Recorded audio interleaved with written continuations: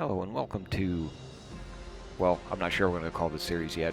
Guess I'm going to go called Old School or something like that, but we are going old school here, and something a bit different from what you've seen on my channel. I've mainly been focusing on Space Engineers, but this is another game I've been wanting to do.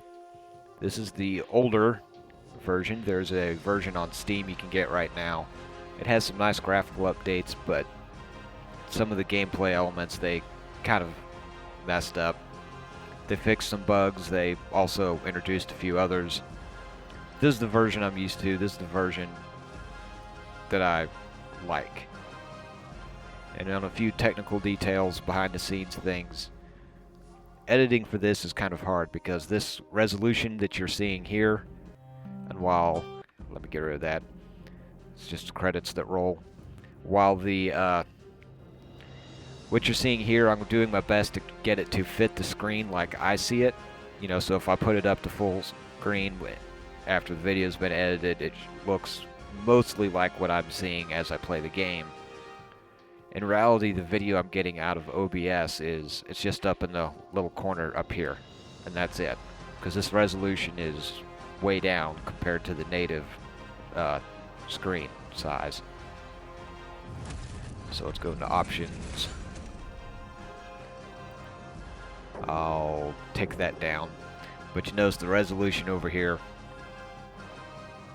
there are no widescreen resolutions whatsoever in this version of it. So that's why you see bars on the side and stuff like that. So and once I get into the game, well, the game runs at a different resolution than this menu. So I have to resize and rescale things yet again. So, a little bit behind the scenes thing about trying to get this game to look right. I've seen a few of the other videos from this game and they stretch it out to widescreen and, well, it simply looks stretched. You can tell. So I'm trying to make this look like the way it should. But let's get into this here. And let's just start a new character. So, what do I want to do here? For races, you've got your standard humans, you've got this guy. In this version, this guy is broken. There's one certain quest you can't do because he's simply too big. There's a ladder he needs to get up to the top to, and he can't do it because he won't fit through. I think you can work around that, but there's that particular quest you simply can't do if you choose that. In this version, the Steam version, they fixed that. Of course, you've got Dwarven, no Dwarven female. Same with the Wolven. And there's the Elves. You've got these guys. Once again, no female on this one. But, you know, they've all got their strengths and weaknesses. And if you notice, the specs over here, it is different for the male and female versions. But I think I'm going to go back to here. I'm going to do one of these. Your classes, you start out with, there's only 4 choices. Mage, Adept, that's kind of like a cleric. But then you've also got, you know, your rogue, your fighter, your mage, all fairly standard. I think I'm going to start with a rogue. Left-handed. In the game, the left, right-handed really doesn't matter. There's not much in the way of customization. You know, when you go to your other classes, you might be able to change your hair color and hairstyle, but this guy, you can't do that with.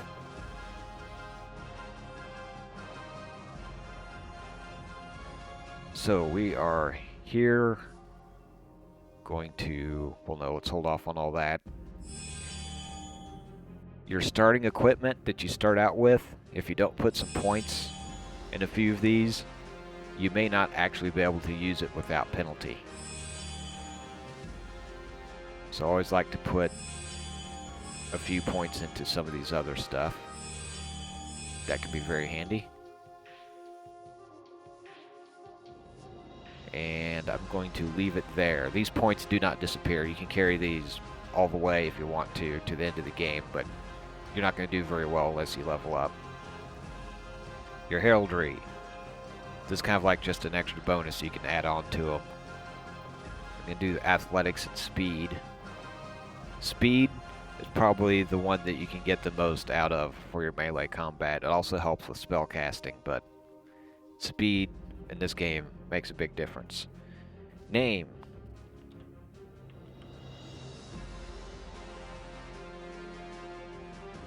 Let's just go with that. Gonna hit play on this character, let the kind of an introduction story video roll, and then we'll be getting into the game. His armies defeated, Lord Davonmore was desperate to save his kingdom from the onslaught of Lord Berogrim's marauders. It began as a war over who would rule the Circle of Mages, Davonmore's powerful ally, Galdrin of the Meadows, or the arch-wizard Volgar, sage of Berogrim's kingdom. Volgar was after the relics of power, ancient artifacts safeguarded by Galdrin, for according to legend, whoever unlocked their secret would acquire the magic to rule heaven and hell. In a nefarious coup, Volgar convinced a few within the Circle of Mages to betray Galdrin, and the unsuspecting wizard was lured into a trap, spelling his doom. With Galdrin vanquished, Lord Davonmore's troops were soon overrun, and he had no choice but to concede victory to Lord Berogrim and Volgar. But Berogrim's taste for blood was not easily quenched, and he demanded a special prize that would proclaim his dominion to all. The hand of Davonmore's daughter, Eowyn, in marriage. For this alone would Berogrim call off his legions of terror. But unbeknownst to either lord, Eowyn had already sworn her love to Valdane, captain of Davonmore's royal guard and son to Lord Greymare of the Northlands. Upon hearing his daughter's refusal to marry Berogrim and the confession of her true love for Valdane, Lord Davonmore flew into a rage. He ordered his guards to arrest Valdane and carry him off to a dungeon far away. Eowyn's wrath fell full upon her father, and she swore that if Valdane could not have her, no one would. She fled from the room in tears, and the next morning she was gone. Now Davonmore lies deep in a trap of his own making, for upon learning of Eowyn's disappearance, Berogrim has accused Lord Davonmore of treachery in a ruse to conceal his daughter, and has once again ordered his army of death to the kingdom's door. Hordes of night warriors, shadow fiends, and other monstrous terrors now march across the lands, bringing death and destruction to all they encounter. Only by finding his daughter and convincing her to honor his pledge can Davonmore hope to save his kingdom from the nightmare of Berogrim's army of abominations. For should Volgar and his dark conspirators acquire the relics of power, they will truly become unstoppable. But all is not yet lost. It has been foretold that a young hero will arise to challenge the forthcoming evil. The relics of power lie concealed in ancient dungeons and castle ruins of kingdoms past within the Forbidden Lands, waiting for the champion who can win them from their guardians. Deep within the wilderness, there are those among the elves, dwarves, and demigoths who might be persuaded to stand and fight. Within the Circle of Mages, there remain a few who despise Volgar, those who might come to the aid of one brave and strong enough to challenge him. And somewhere out there is the lost daughter of a crumbling lord, now stalked by unseen treachery. If only she can be found, if only she can survive long enough. Thus begins Dungeon Lords, the Kingdom Cracked, a tale of love, hate, betrayal, revenge, honor, and evil.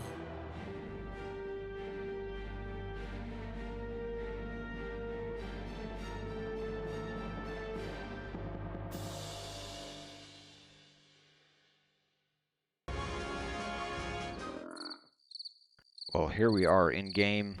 This isn't exactly how you fall into the game, because when you first come back, you'll have this menu, actually a help menu up. But this game also does not support app switching, so I can't switch back to the recording software, Hail, traveler. I have change something stuff, for you. and then come back. I've got to hit record and start the game, and that's kind of all I can do. But anyways, it drops you in here by this fire. There's a guy on the other side of it that's trying to talk to you. But the first thing we're going to do is we're going to run off over here. This is, I think, about the only chest in the game that you don't need to pick to open. And, well, that might become useful later. The stuff we grabbed is, we've got a light pole weapon, which we cannot use without penalty at the moment. A bloodlust potion. I'm not sure if that works in this version or not. I don't hardly use that anyways. And of course there was some gold that dropped out. Hail, But traveler! onwards. I have something for you. Let's see what this guy... I Oops. carry a letter from the Celestial Order at the Temple of the Circene. I was told that the one to whom the letter was intended would find me here.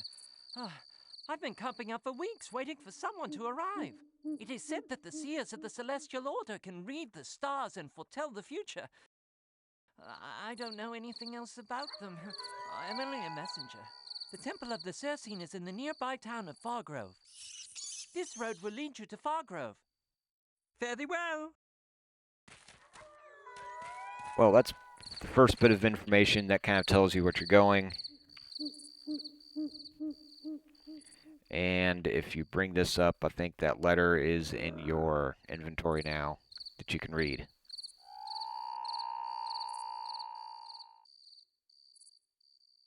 What I'm going to do now is I'm going to level up a bit, this character a bit, before I continue. It'll make my life a little easier on these. Things will go a little quicker.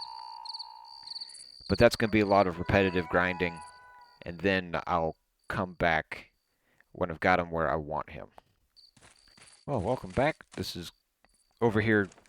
Let's just call this training ground, or my training ground to use for the first part of this game. It has been 496 kills later, but I'm kind of where I wanted to be. I like to have all my stats over here mostly set up for my second tier classes.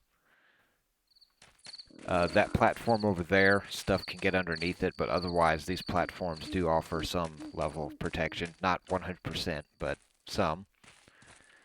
But let's make it our way back to the campfire with the messenger. If there's anything poisonous, I'll probably just continue going.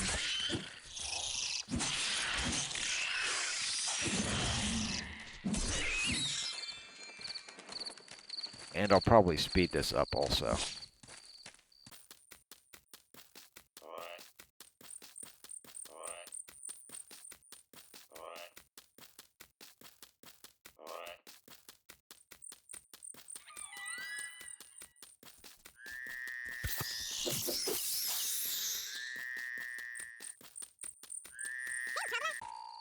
We're back here. Save often, and save more than once. So, we're going to continue on with the story and head down the road. It's dark, it's night out here, so maybe a little hard to see, but not too bad.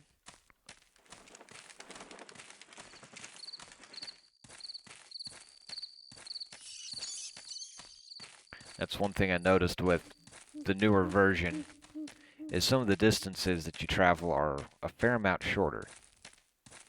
That might be a good thing for some people, but that's, you know, just a matter of opinion, I guess. Halt! The town of Fargrove is closed by order of Lord Davonmore. The town of Fargrove has been closed. The daughter of Lord Davonmore is missing, and until she is found, no one gets in or out of Fargrove. I, Lord Davonmore's daughter, Elowyn, has vanished. The gates of Fargrove are closed by order of Lord Davonmore. Be off with you. Yeah, well, anyways. Voice acting in this game's not the best. I know a secret way. Follow me. And some of these people can be rather long-winded.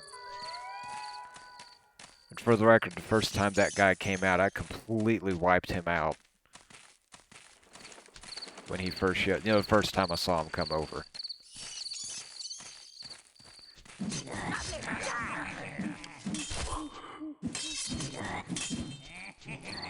I mean, he's gonna betray you eventually, but, you know.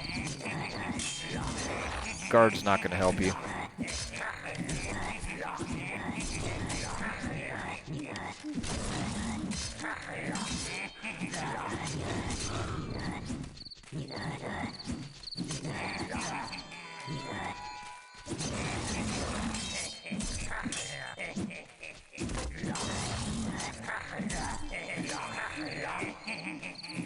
If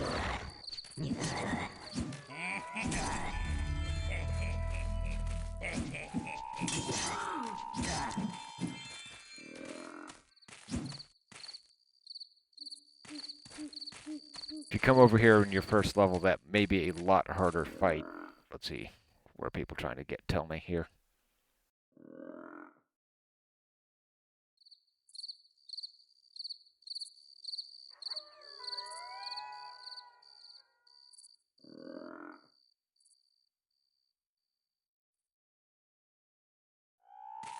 Moving on. Well, let's see. We're not going to be moving on too much further for this episode, I think. This is as good a place as any to stop. Because once you come down there, do some training.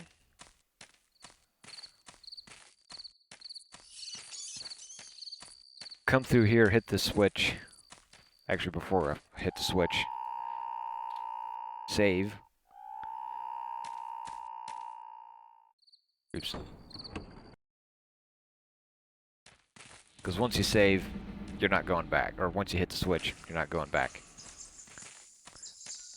But this is where I'm going to leave this episode. More of an introduction than anything else. Well, hold on. While we're here, we're not going to be bothered. Some details. The combat in this version is a little different.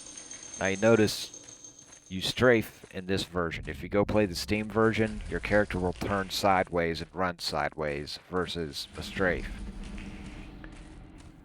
In addition to that, the weapon swings that you get actually vary depending on what you do.